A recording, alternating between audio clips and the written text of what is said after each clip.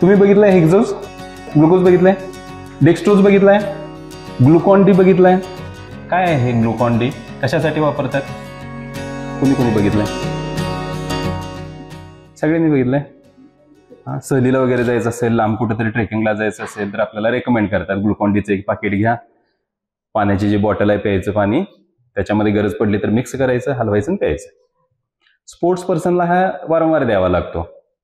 ग्राउंडवरती आपण गेलो, काही जर झालं इमर्जन्सीमध्ये, एखाद्याला विकनेस आला आणि तो विश्रांती घ्यायला बसला तर आपण म्हणतो त्याला ग्लुकॉन डी द्या.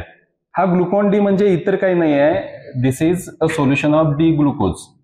ही शुगर आहे जी पाण्यामध्ये रेडिली सोल्युबल होते, पाण्यात टाकली की लगेच डिझॉल्व्ह होते. आपण अगदी अशी चिमट घेतली जिभेवरती टाकली तर लगेच डिझॉल्व्ह होते. तर ती रेडिली सोल्युबल आहे आणि आपल्या ब्लडमध्ये ही डायरेक्टली वापरली जाते, म्हणजे याला डायजेशन करायची गरज नाही. आपण बाकीचं अन्न खातो, भाकरी भात, ते सगळं डायजेस्ट झाल्यानंतर याच्यामध्ये कन्वर्ट होतं आणि मग ते ऍब्सॉर्ब केलं जातं. याचा अर्थ ते आपण जेवलो तरी आपल्याला बॉडीला एनर्जी मिळायला साधारण एक अर्धा तास लागेल. पण डी ग्लुकोज आपण घेतलं, एक 5-1 मिनिटांमध्ये ब्लडमध्ये ऍब्सॉर्ब होईल आणि आपली शुगरची रिक्वायरमेंट आहे ती फुलफिल होईल.